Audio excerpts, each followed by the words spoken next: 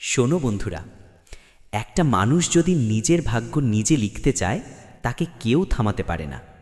আজ আমি এমন একজন ছেলের গল্প বলবো যে একজোড়া ছেঁড়া জুতো পরে শুরু করেছিল, আর একদিন পুরো শহর তাকিয়েছিল তার দিকে।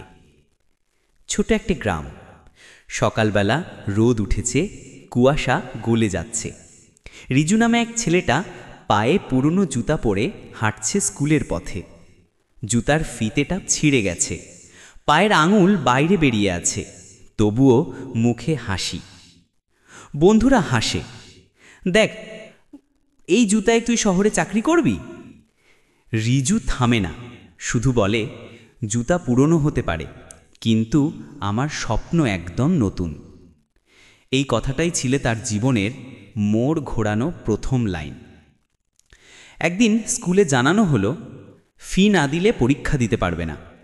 রিজুর চোখে পানি, কিন্তু মুখে দৃঢ়তা। রাতে সে চায়ের দোকানে কাজ নেয়, দিনে বই, রাতে দোকান। চোখের নিচে কালচে দাগ, তবু সে পড়েই যাচ্ছেন নীরবেই। লোকজন বলে, এত কষ্ট করেও হবে না কিছু। রিজু বলে, আমি কষ্টকে ভয় পাই না, কারণ কষ্টই আমাকে শক্ত বানাচ্ছে। হ্যাঁ বন্ধু, যেদিন তুমি নিজের কষ্টকে নিজের শিক্ষক বানাবে, সেদিন তুমি হারতে পারবে না। কয়েক বছর পরে রিজু শহরে আসে চাকরির জন্য। ইন্টারভিউ, বড় কোম্পানি, স্যুট প্যান্ট টাই সব আছে, কিন্তু জুতাটা এখনো সেই পুরনো ছেঁড়া। অফিসার রতন তাকিয়ে বলে, এই জুতা পরে ইন্টারভিউ দিতে এসেছো? রিজু হাসে, চোখে চোখ রেখে বলে, স্যার, আয়ের জুতা পুরনো, কিন্তু স্বপ্ন একদম নতুন। সবাই হাসে, কিন্তু ওর একটাও শব্দ থামে না। রিজু বলে, স্যার, আপনি যদি চান আমি নতুন জুতা কিনে আনতে পারি, কিন্তু আপনি কি নতুন মানসিকতা কিনে আনতে পারবেন?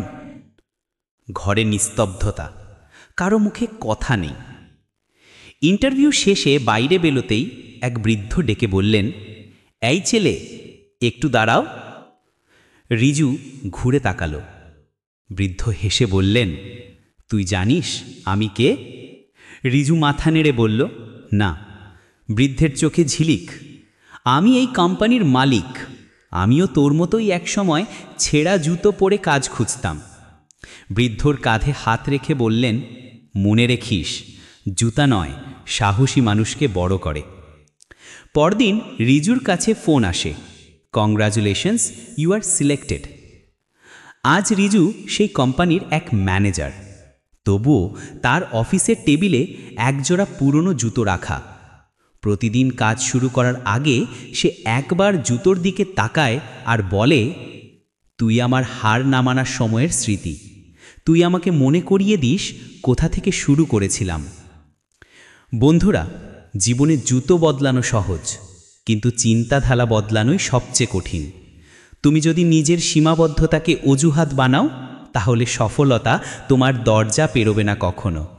আর যদি একবার বলে ফেলো, আমি পারবো, তাহলে পুরো দুনিয়াই তোমার পক্ষে কাজ করতে শুরু করে দেবে।